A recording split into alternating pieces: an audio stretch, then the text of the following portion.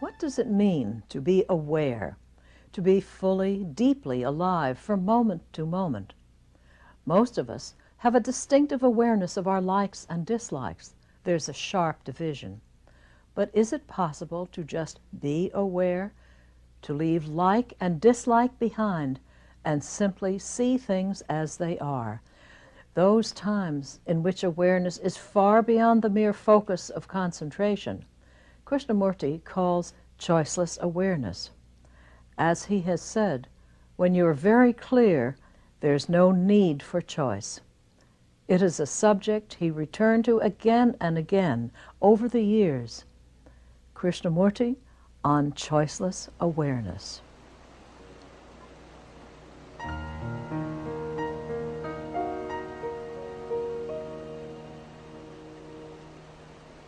How do you look at this marvelous sight, the beauty of this place? What does it mean to you? Do you observe it, aware of it, without any choice, without any desire, just to observe the extraordinary beauty of the land? Or when we are aware, is there always a choice?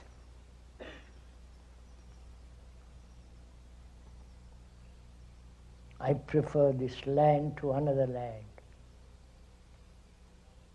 I prefer this valley to other valleys. So there is always memory and choice operating. And can one be aware without any choice at all, just be aware of the extraordinary sense of the blue sky through the leaves, and just move with it all. You understand what I'm saying? So that there is no division between the outer and the inner. It's like a tide going out and coming in. There's an awareness of this world outside of us and an awareness of the world deep inside of us, conscious as well as the unconscious. When one is really deeply conscious or aware, there is no remnant or hidden unconscious movement. I don't know if you have gone through all this, if you have done it, not merely listen to a lot of words. So awareness is this movement of the outer and the inner, and discover for oneself whether there is a division between the outer and the inner. What is concentration?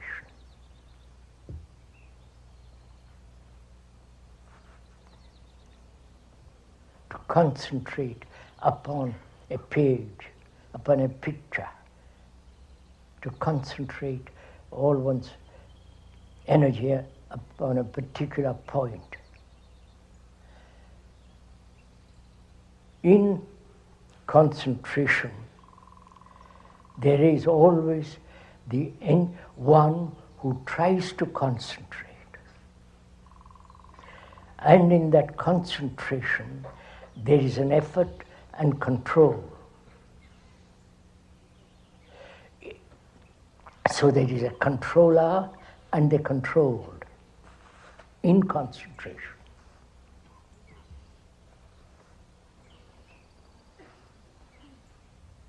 There is a division between the controller and the controlled. And so there is an effort, a sense of division. Where there is division, there must be conflict between the controller and the controlled. That is generally what we call concentration. Now, is there in attention this division? Are you listening attentively now? Listening to the speaker, what he is saying about attention. Are you actually listening? And when you really listen, there is no center as the me who is listening. You follow me?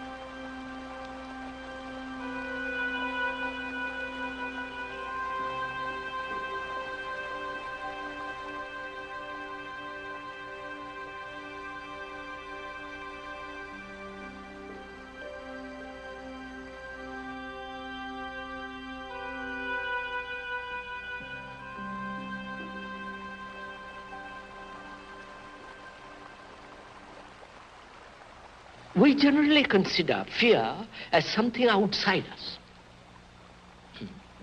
So there is this question of the observer and the observed. Now, is it possible to look at fear without the observer? So that you are completely in contact with it all the time.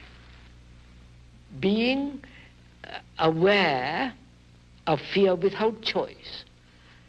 Which means the choice implies the observer, choosing whether I don't like this, I like this. Therefore, the observer is when the observer is absent, there is choiceless awareness of fear. All right. Right. Therefore, the word prevents being completely in contact with fear. Yes. Yeah. Words can be a screen. Yes, that's all. That's all what we are saying. All right. So the word mustn't interfere. True. All right. We have to get beyond that. Beyond the word. Right. But is that possible to be beyond the word? Theoretically we say yes, but we are slave to words. Far too much so, yes. I mean, it's true. obvious. We are slave to words. All right. So the mind has to become aware of its own slavery to word. Realizing that the word is never the thing. Right. So the mind is free of the word to look. All right. That's all implied. Now, there is fear at the conscious level, which is one can understand fairly quickly.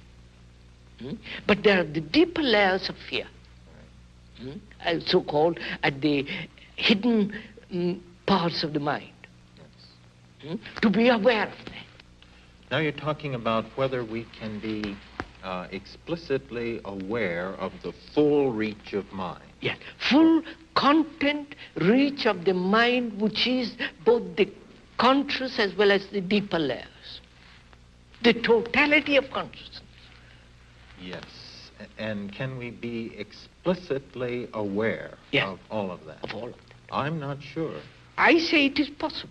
It is only possible when you are aware during the day what you say, the words you use, the gestures, the way you talk, the way you walk, what your thoughts are. To be completely and totally aware of all that.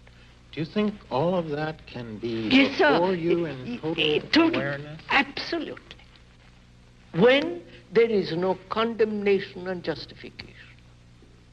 When you are directly in contact with it. Be During the explicitly day. aware. During the day, if you are aware of your thoughts, of your feelings, if you are aware of the motives, all which demands a mind that's highly sensitive.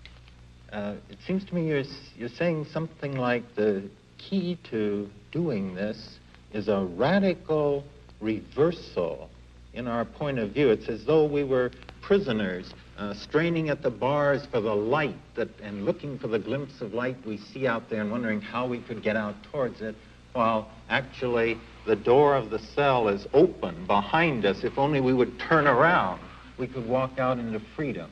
So, surely, sir, in this is involved the everlasting struggle, conflict. Man caught in his own conditioning and straining, struggling, beating his head to be free. So, and again, we have accepted, with the help of religions and all the rest of the group, that effort is necessary. That's part of life. To me, that is the highest form of blindness, of limiting man to say you must everlastingly live in effort. And you think we don't have to? Not I think, it is, so it's not a question of thought. Thought is the most...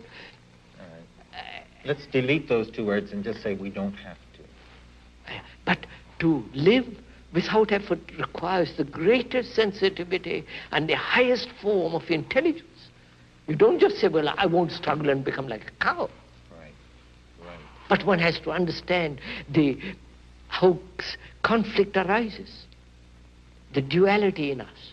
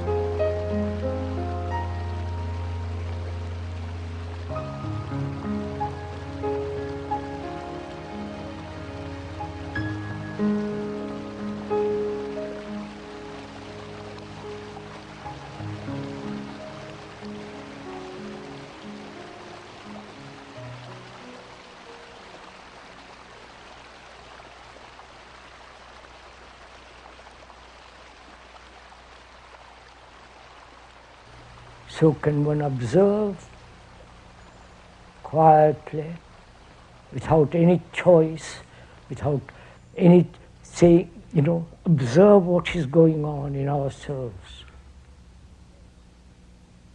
The mirror in which we see our faces.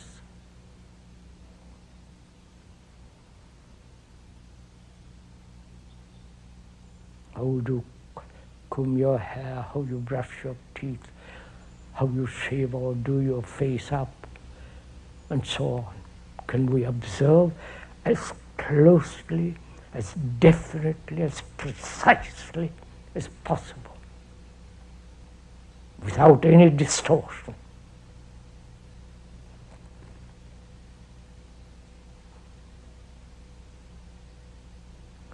That means we have to understand the movement of choice. Please ask yourself, why do we choose psychologically? Inwardly say, I'll do this, I won't do that. This is right, that's wrong. I'm violent, but I must become non-violent. I have pride, but I've become humble. You understand? This inward choice going on all the time. Is there choice at all when there is clarity?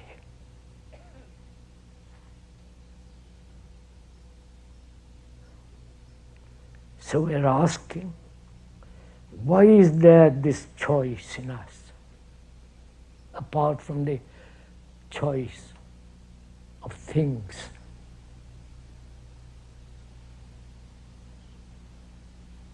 Could we look at it for a minute?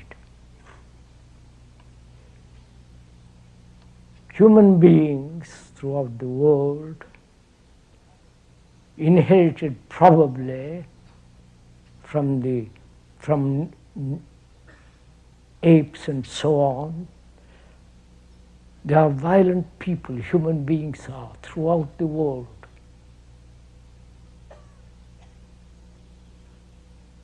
And he says he realizes what is happening through violence, not only in himself, collectively.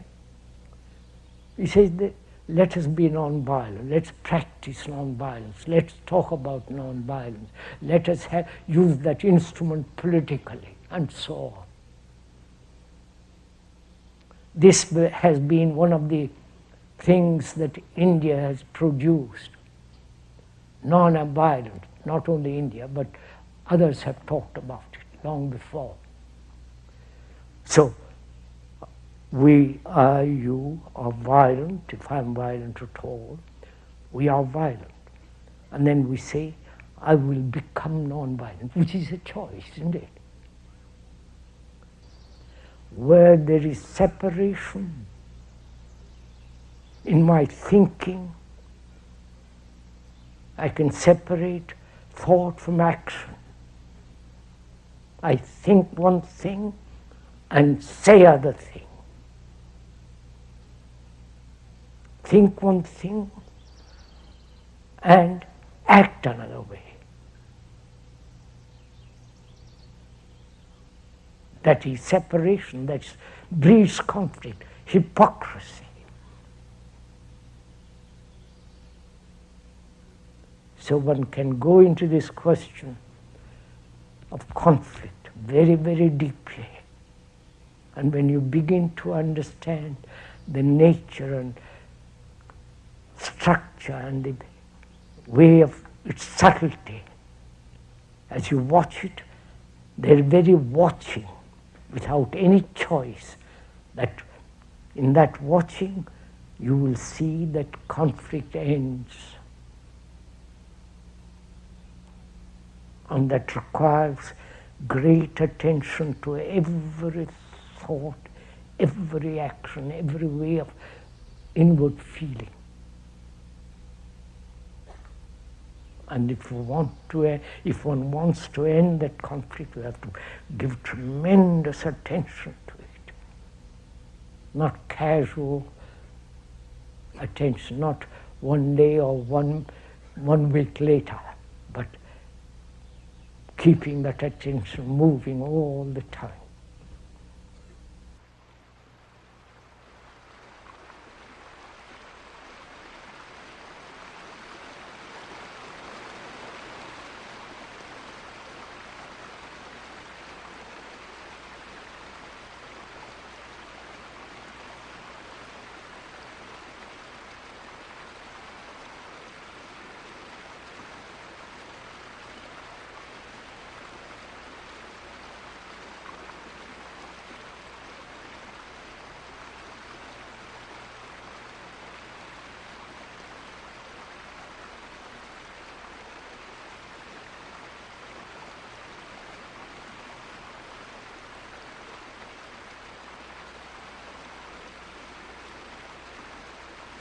Yes, sir, you tell me be aware.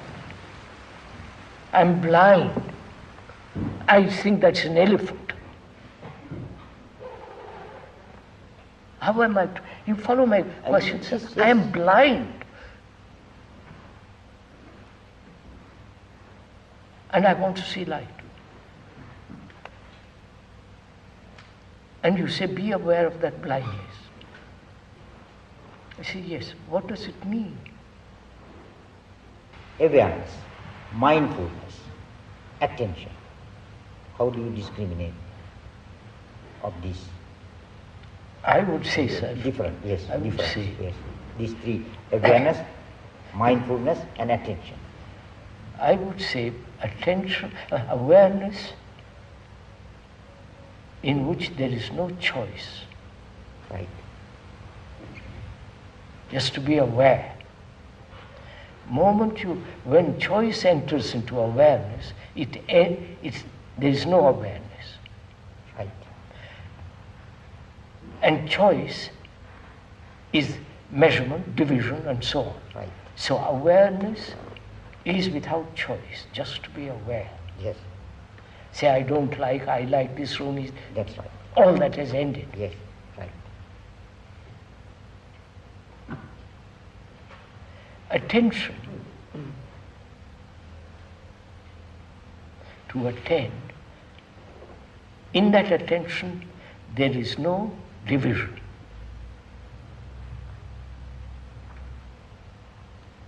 Also, that means no choice.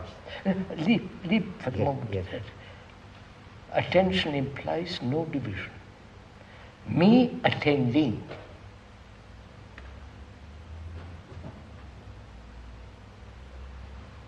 And so it has no division, therefore no measurement, and therefore no border. One can be aware of what kind of dress you have.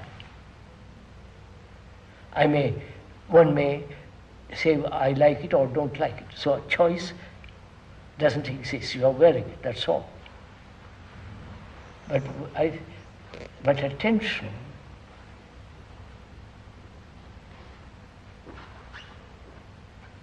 in that there is no attender, one who attends.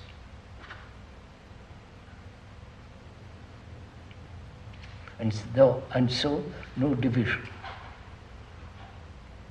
But the Buddha's teaching of the Satipatthana is that in the Satipatthana practice of meditation is that there is no discrimination, there is no value judgment, there is no like or dislike. Yes, sir, yes, sir. You only see as Yes. it is. That's all. What if you totally attend with your ears, with your eyes, with your body, with your nerves, with all your mind, with your heart, in the sense, affection, love, total attention, what takes place? Of course, what takes place is an absolute revolution, internal, complete revolution. What is the state of such a mind that is completely attentive?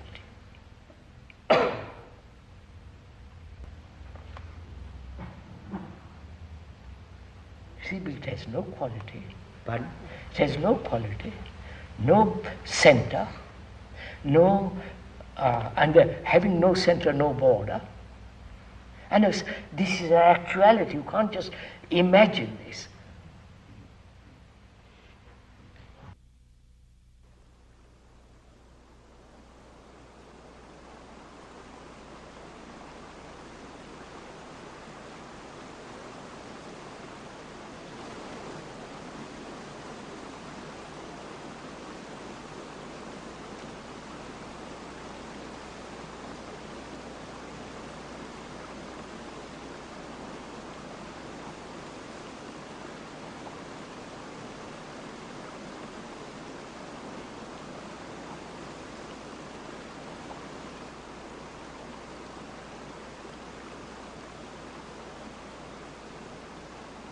If you're aware, not say, well, I'm aware, but I don't like that shirt. It's too blue.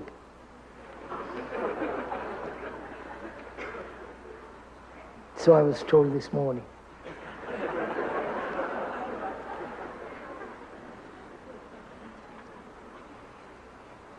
So, are we aware in that sense, without choosing, a choiceless awareness? Then, if you are so choicelessly aware, then you are attentive. Understand? Choiceless awareness means attention, not cultivated. Say, I must attend. But becoming aware of the trees, the birds, the balloons going up, the mountains, the light on the clouds, the evening, the moonlight and so on. Watching, aware of all this, and your reaction to all this. And by not responding, not choosing, I like this, I don't like that. It's mine, it's yours. You follow? Just to be aware. From that choiceless awareness, there is attention. Right? Attending with your eyes, with your ears, with your nerves, with all your being. So, the quality of attention and the quality of inattention, not attending, are two different things. Where there is inattention, there is choice, unawareness, lack of attention. Then the recording process goes on. The old habit is established. But when there is attention, the old habit is broken. You got it? Will you do it? That's the fun, not just listen to a lot of words, but when I actually puts, not into action. See the truth of it.